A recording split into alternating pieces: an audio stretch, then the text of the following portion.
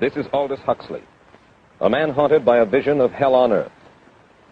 A searing social critic, Mr. Huxley, 27 years ago, wrote Brave New World, a novel that predicted that someday the entire world would live under a frightful dictatorship. Today, Mr. Huxley says that his fictional world of horror is probably just around the corner for all of us. We'll find out why in a moment. The Mike Wallace Interview, presented by the American Broadcasting Company in association with the Fund for the Republic, brings you a special television series discussing the problems of survival and freedom in America. Good evening. I'm Mike Wallace. Tonight's guest, Aldous Huxley, is a man of letters, as disturbing as he is distinguished. Born in England, now a resident of California, Mr. Huxley has written some of the most electric novels and social criticism of this century.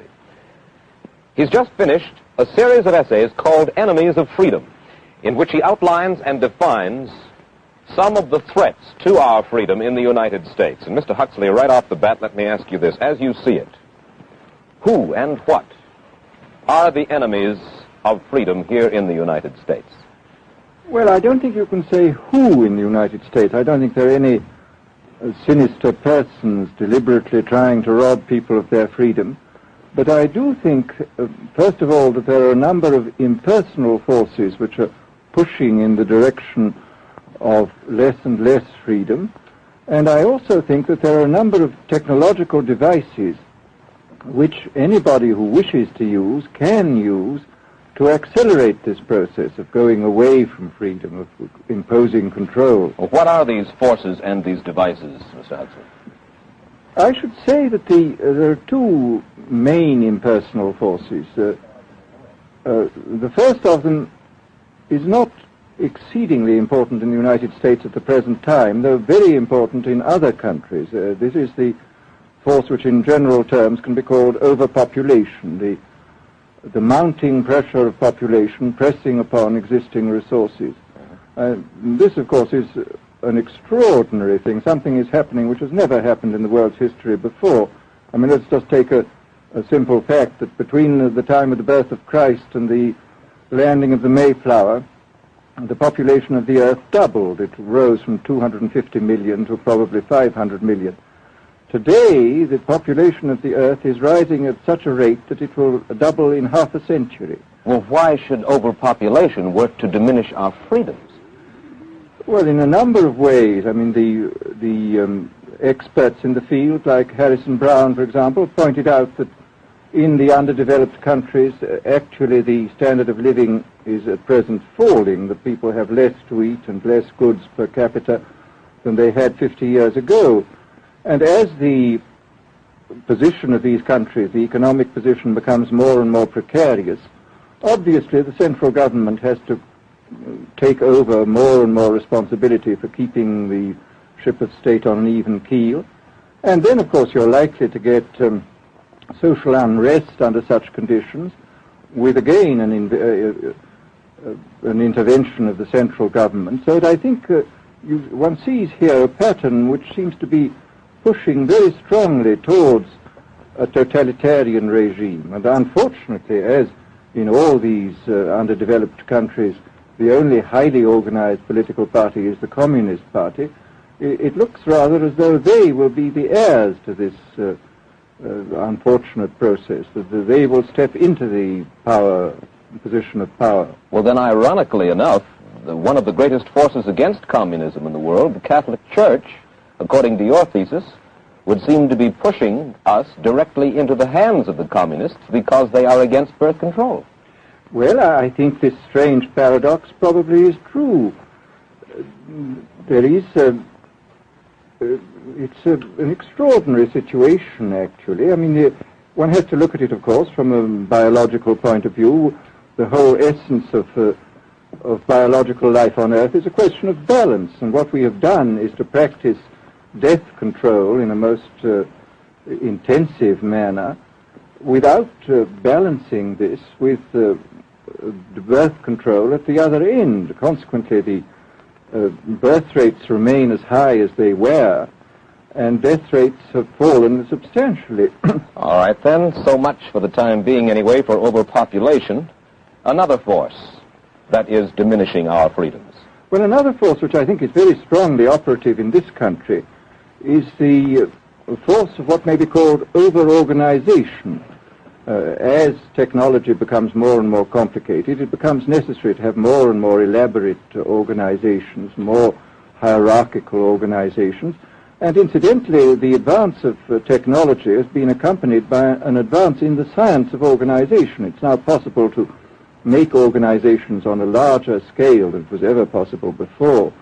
And so that you have more and more people living their lives out as subordinates in these hierarchical systems controlled by bureaucracies, either the bureaucracies of big business or the bureaucracies of big government. Mm-hmm. Mm-hmm.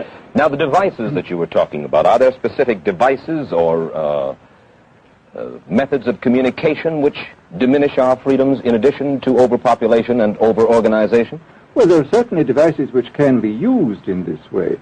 I mean, let us take, after all, a piece of very recent and very painful history is the propaganda used by Hitler, which was incredibly effective. I mean, what were Hitler's methods? Hitler used terror on the one kind, brute force on the one hand, but he also used a very efficient form of propaganda, which he was using every modern device at that time. He didn't have TV, but he had the radio, which he used to the fullest extent, and was able to impose his will on an immense mass of people. I mean, the Germans were a highly educated people. Well, we're aware of all this, but how do you equate Hitler's use of propaganda with the way that propaganda, if you will, is used, let us say, here in the United States? Are you suggesting that there is a parallel? Needless to say, it's not being used in this way now. But the point is, it seems to me, that there are methods at present available, methods superior in some respects to Hitler's methods, which could be used in a bad situation. I mean, what I feel very strongly is that we mustn't be caught by surprise by our own advancing technology. This has happened again and again in history. Technology has advanced, and this changes social conditions, and suddenly people have found themselves in a situation which they didn't foresee and doing all sorts of things they didn't really want to do. Well, now, what do you mean? Do you mean that we develop our television, but we don't know how to use it correctly? Is that the point that you're making? Well, at present, the television, I think, is being used quite harmlessly. It's being used, I think, I would feel it's being used too much to distract everybody all the time. But, I mean, imagine, which must be the situation in all communist countries, where the television, where it exists, is always saying the same thing the whole time, is always driving along. It's not creating a wide front of distraction, it's creating a one-pointed drumming in of a single idea all the time. It's obviously an immensely powerful instrument. So you're talking about the potential misuse of the instrument. Exactly. We have, after all technology is in itself morally neutral. These are just powers which can either be used well or ill. It's the same thing with atomic energy. We can either use it to blow ourselves up, or we can use it as a substitute for the coal and the oil which are running out. You've even written about the use of drugs in this light. Well, now, this is a very interesting subject. I mean, in this book that you mentioned, this book of mine, Brave New World, I postulated a substance called soma, which was a very versatile drug. It would make people feel happy in small doses. It would make them see visions in medium doses, and it would send them to sleep in large doses. Well, I don't think such a drug exists now, nor do I think it will ever exist, but we do have drugs which will do some of these things, and I think it's quite on the cards that we may have drugs which will profoundly change our mental states without doing us any harm. I mean, this is the pharmacological revolution which has taken place, that we have now powerful mind-changing drugs, physiologically speaking, are almost costless. I mean, they are not like opium or like cocaine, which do change the state of mind, but leave terrible results physiologically and morally. Mr. Huxley, In your new essays, you state that these various enemies of freedom are pushing us toward a real-life, brave new world, and you say that it's awaiting us just around the corner. First of all, can you detail for us what life in this brave new world which you fear so much, or what life might be like? Well, to start with, I think this kind of the dictatorship of the future, I think will be very unlike the dictatorships which we've been familiar with in the immediate past. I mean, take another book prophesying the future, which was a very remarkable book, George Orwell's 1984. Well, this book was written at the height of the Stalinist regime and just after the Hitler regime. And there he foresaw a dictatorship using entirely the methods of terror, the methods of physical violence. Now, I think what is going to happen in the future is the dictators will find, as the old saying goes, that you can do everything with bayonets except sit on them. That if you want to preserve your power indefinitely, you have to get the consent of the ruled. And this they will do partly by drugs, as I foresaw in Brave New World, partly by these new techniques of propaganda.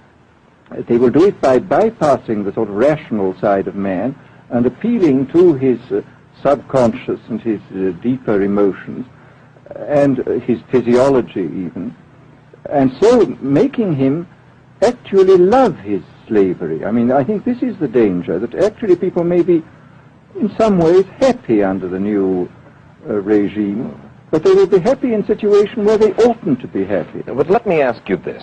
You're talking about a world that could take place within the confines of a totalitarian state. Let's become more immediate, more urgent about it. We believe, anyway, that we live in a democracy here in the United States. Do you believe that this brave new world that you talk about could, let's say in the next quarter century, the next century, could come here to our shores?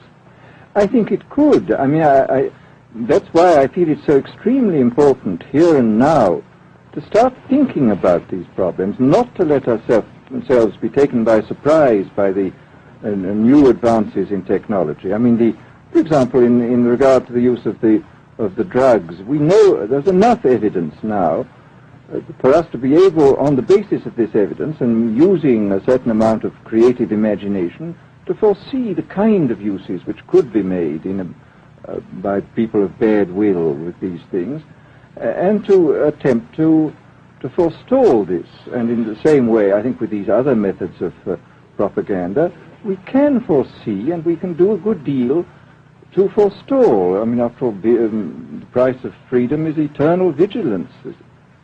You write in Enemies of Freedom, you write specifically about the United States. You say this, writing about American political campaigns.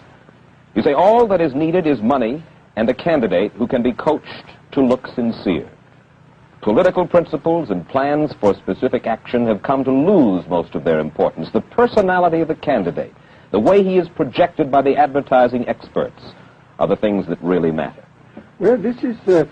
during the last campaign, there was a great deal of this kind of statement by the advertising managers of the campaign parties, this idea that the candidates had to be merchandised as though they were soap or toothpaste, and that you had to depend entirely on the personality. I mean, the personality is important, but there are certainly people with an extremely amiable personality, particularly on TV, who might not necessarily be very good in positions of political trust.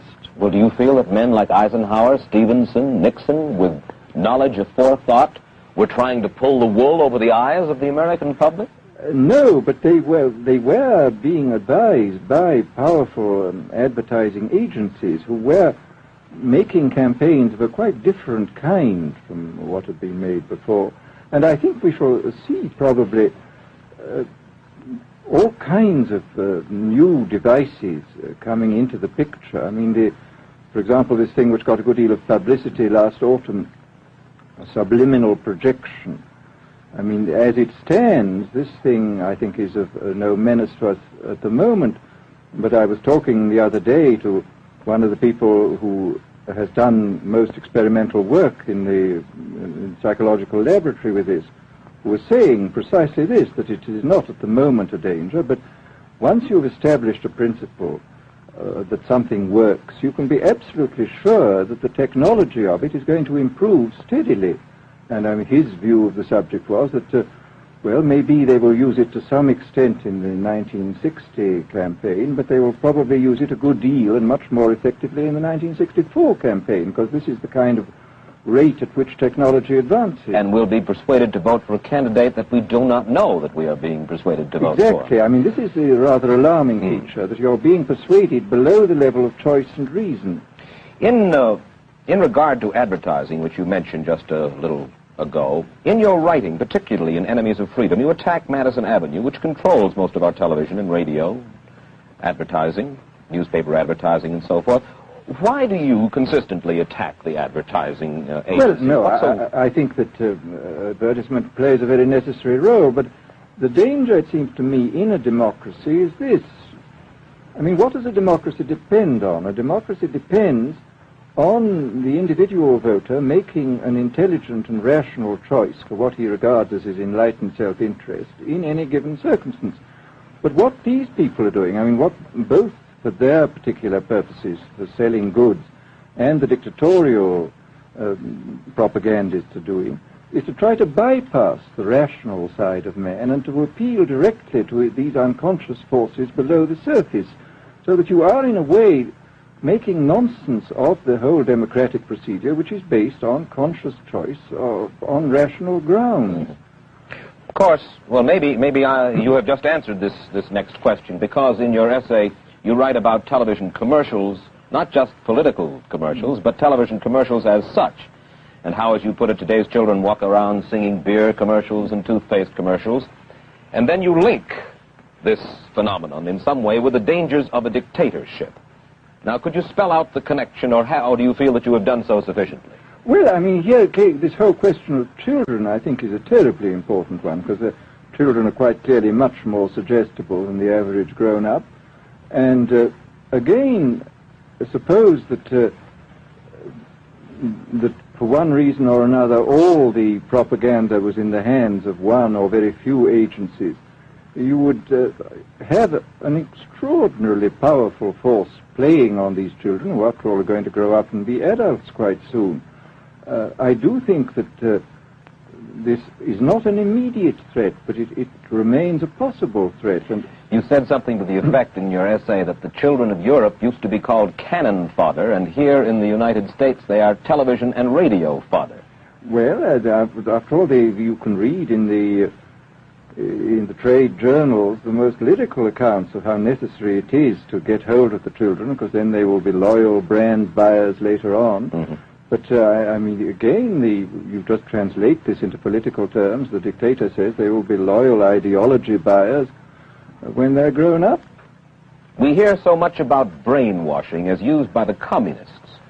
Do you see any brainwashing other than that which we've just been talking about that is used here in the United States? Other forms of brainwashing? Not in the form that has been used in China and in Russia, because this is essentially the application of propaganda methods, the most violent kind, to individuals. It's not a shotgun method like the advertising method. It's a way of getting hold of the person and playing both on his physiology and his psychology till he really breaks down, and then you can implant a new idea in his head. I mean, the descriptions of the methods are really blood-curdling when you read them, and not only the methods applied to political prisoners, but the methods applied, for example, to the training of the young communist administrators and missionaries. They receive an incredibly tough kind of training, which causes about 25% of them to break down or commit suicide, but produces 75% of completely one-pointed fanatics. The question, of course, that keeps coming back to my mind is this. Obviously, politics in themselves are not evil. Television is not in itself evil. Atomic energy is evil, and yet you seem to fear that it will be used in an evil way. Why is it that the right people will not, in your estimation, use them? Why is it that the wrong people will use these various devices and for the wrong motives? Well, I think one of the reasons is that these are all instruments for obtaining power, and obviously the passion for power is one of the most moving passions that exist in man, and after all, all democracies are based on the proposition that power is very dangerous and that it's extremely important not to let any one man or any one small group have too much power for too long a time. After all, what are the British and American constitutions except devices for limiting power? And all these new devices are extremely efficient instruments for the imposition of power by small groups over larger masses. Well, you ask this question yourself in Enemies of Freedom. I'll put your own question back to you. You ask this: in an age of accelerating overpopulation, of accelerating overorganization, and ever more efficient means of mass communication, how can we preserve the integrity and reassert the value of the human individual? You put the question. Now here's your chance to answer it, Mr. Huxley. Well, this is obviously, first of all, it's a question of education. I think it's terribly important to insist on individual values. I mean, there is a tendency, as you probably read a book by White, The Organization Man, a very interesting, valuable book, I think, where he speaks about the new type of group morality, group ethic, which speaks about the group as though the group was somehow more important than the individual. But this seems, as far as I'm concerned, to be in contradiction with what we know about the genetical make-up of human beings, that every human being is unique. And it is, of course, on this genetical basis that the whole idea of the value of freedom is based. And I think it's extremely important for us to stress this in all our educational life. And I would say it's also very important to teach people to be on their guard against the sort of verbal booby traps into which they're always being led, to analyze the kind of things that are said to them. Well, I think there is this whole educational side, and I think there are many more things that one could do to strengthen people and to make them more aware of what was being done. You're a prophet of decentralization. Well, yes, if this is feasible. It's one of the tragedies, it seems to me. I mean, many people have been talking about the importance of decentralization in order to give back to the voter a sense of direct power. I mean, the voter in an enormous electorate feels quite impotent, and his vote seems to count for nothing. This is not true where the electorate is small and where he is dealing with a group which he can manage and understand. And if one can, as Jefferson, after all, suggested, break up the units into smaller and smaller units, and so get a real self-governing democracy. Well, that was all very well in Jefferson's day, but how can we revamp our economic system and decentralize and at the same time meet militarily and economically the tough challenge of a country like Soviet Russia? Well, I think the answer to that is that there are, it seems to me that the production, industrial production, is of two kinds. I mean, there are some kinds of industrial production which obviously need the most tremendously high centralization, like the making of automobiles, for example. But there are many other kinds where you could decentralize quite easily and probably quite economically, and that you would then have this kind of decentralized life. After all, you begin to see it now if you can travel through the South, this decentralized textile industry which is springing up there. Mr. Huxley, let me ask you this, quite seriously. Is freedom necessary? As far as I'm concerned, it is, yes. Why? Is it necessary for a productive society? Yes, I should say it is. I mean, a genuinely productive society. I mean, I think you could produce plenty of goods without much freedom, but I think the whole sort of creative life of man is ultimately impossible without a considerable measure of individual freedom, that initiative, creation, all these things which we value, and I think value properly, are impossible without a large measure of freedom. Well, Mr. Huxley, take a look again at the country which is in the stance of our opponent anyway it would seem to be there, Soviet Russia. It is strong and getting stronger economically, militarily. At the same time, it's developing its art forms pretty well. It seems not unnecessarily to squelch the creative urge among its people, and yet it is not a free society. It's not a free society, but here is something very interesting, that those members of the society, like the scientists who are doing the creative work, are given far more freedom than anybody else. I mean, it's a privileged aristocratic society in which, provided that they don't poke their noses into political affairs, these people are given a great deal of prestige, a considerable amount of freedom, and a lot of money. I mean, this is a very interesting fact about the new Soviet regime, and I think what we're going to see is a people on the whole with very little freedom, but with an oligarchy on top enjoying a considerable measure of freedom and a very high standard of living. And the people down below, the epsilons down below, enjoying very little. And you think that that kind of situation can long endure? I think it can certainly endure much longer than a situation in which everybody is kept down. Because, I mean, they can certainly get their technological and scientific results on such a basis. Well, the next time that I talk to you then, perhaps we should investigate further the possibility of the establishment of that kind of a society, where the drones work for the queen bees up above. Well, but yes, but I must say I still believe in democracy. If we can make the best of the creative activities of the people on top, plus those of the people on the bottom, so much the better. Mr. Huxley, I surely thank you for spending this half hour with us, and I wish you Godspeed, sir. Thank you. Aldous Huxley finds himself these days in a peculiar and disturbing position. A quarter of a century after prophesying an authoritarian state in which people were reduced to ciphers, he can point at Soviet Russia and say, "I told you so." The crucial question, as he sees it now, is whether the so-called free world is shortly going to give Mr. Huxley the further dubious satisfaction of saying the same thing about us. Stay tuned for a preview of next week's interview. Till then, Mike Wallace, good night.